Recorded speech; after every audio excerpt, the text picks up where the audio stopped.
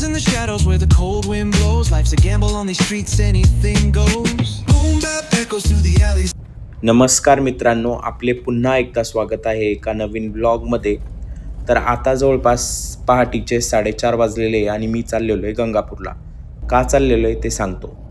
तर मला ऑफिसच्या कामानिमित्त पुण्याला जायचं आहे. मी जे की जात असतो, तर त्याच्यामुळं मी चाललेलो आहे गंगापूरला. गंगापूरवरून आहे ना एक कॅब जाणार आहे. ब्लाब्लावर बघितलं होतं मी आणि मलाही त्यांच्यासोबत जायचं आहे. तर ती निघणार आहे 5 वाजता. म्हणून मी 4:30 वाजता म्हणजे 4चा अलार्म लावला.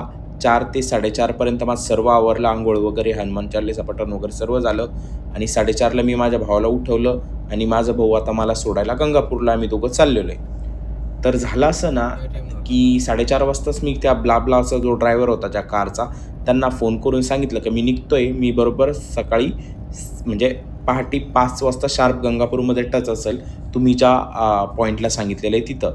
कारण त्यांची कार जी 5 वाजता निघणार होती असं त्यांनी सांगितलं होतं ब्लाब्लावर. आणि मग मी तिथं पोहोचलो. पोहोचल्यानंतर कॉल केला, तर म्हणे आपल्याला 10-1 मिनटं उशीर होईल. मी म्हटलं ठीक आहे. मग 5 वाजून 10 मिनिटानं कॉल केला, कॉल उचलला नाही.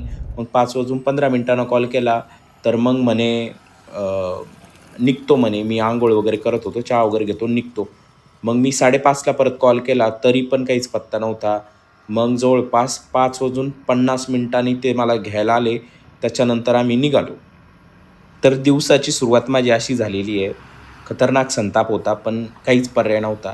कारण एवढी एकच राईड जाणार होती, जी की गंगापूरवरून पुण्याला जाणार होती. बाकीच्या होत्या, पण मला आहे ना त्याच्यासाठी जो संभाजीनगर पुणे रोड आहे, त्याला लागावं लागलं असतं आणि माझ्या भावालाही तितक्याच वेळ थांबावं लागलं असतं आणि अजून टाईमपास झाला असता.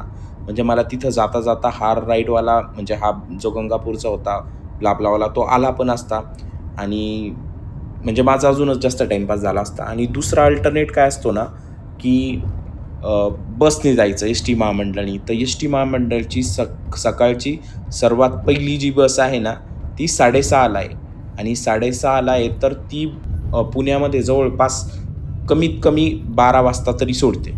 तशी ती 1ला पण सोडू शकते, 2ला पण सोडू शकते, डिपेंड्स ऑन ट्रॅफिक. म्हणून माझा काय हेतू होता की लवकर निघायचं 5 वाजता, जेणेकरून की पुण्यामध्ये 10-1 वाजेपर्यंत किंवा 9-9:30पर्यंत पोचून जाईल, डिपेंड्स ऑन ट्रॅफिक.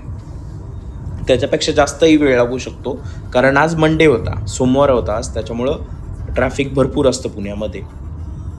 तर असं करत आम्ही निघालो आणि निघाल्यानंतर आम्ही पहिला जो ब्रेक घेतला ना, तो घेतला सुप्याच्या ज्या बेकरी आहे तिथं ब्रेक घेतला.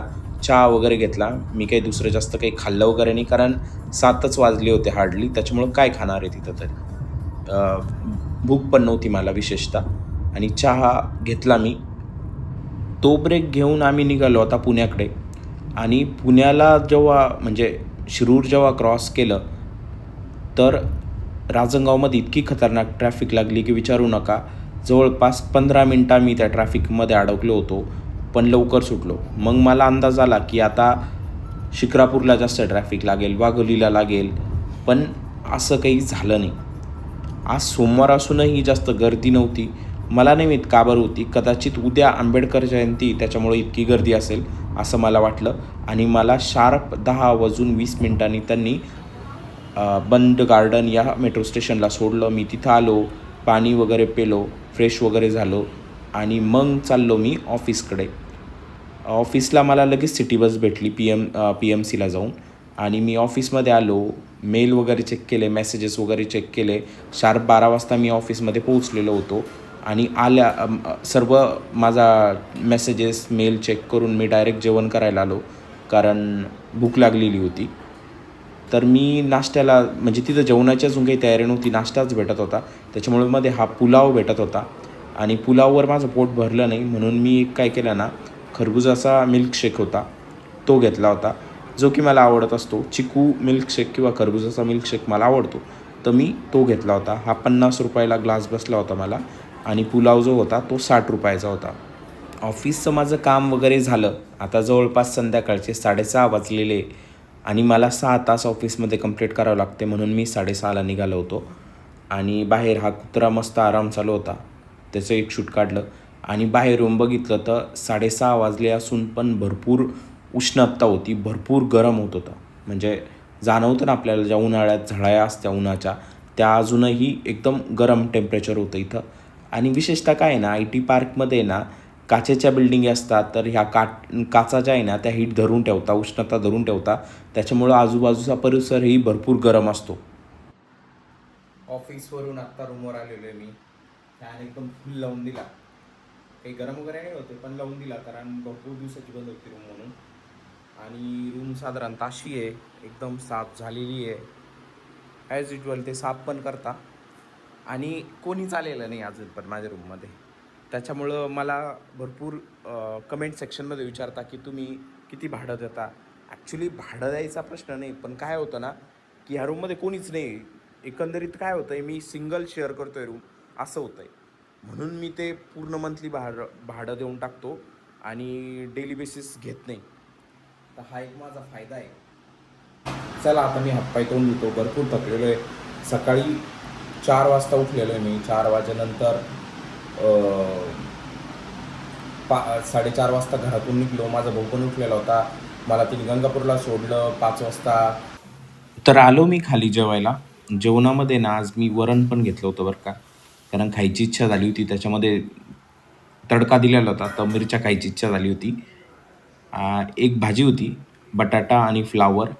वरण भात घेतला होता मी थोडा आणि चपात्या एकदम गरम होत्या. 2 चपात्या घेतल्या होत्या आणि वरण मी आज खाऊन बघितलं होतं. चांगलं होतं. मी खात नाही शक्यतो, पण आज खायची इच्छा झाली होती. एक कोरडी भाजी होती आणि ती भाजी पण इतकी चांगली नव्हती कोरडी, म्हणून खाल्लं.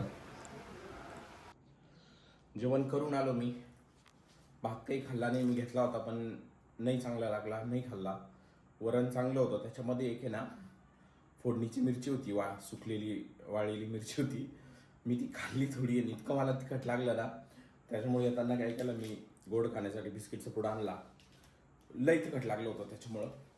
भाजी चांगली होती, बटाटा आणि फ्लावरची भाजी होती, ठीक ठीक होती. म्हणजे तिखट नव्हती ना कशी नव्हती, म्हणजे सपक होती, जास्त तिखट नव्हती. त्याच्यामुळे काही मजा नाही येत खायला. पण खाल्लं आज मी, कारण माझं कॉल आहे आज, भरपूर कॉल आहे मला. त्याच्यामुळे लवकर आवरायचं होतं म्हणून. तर चला आता कॉल वगैरे जॉईन करतो मी.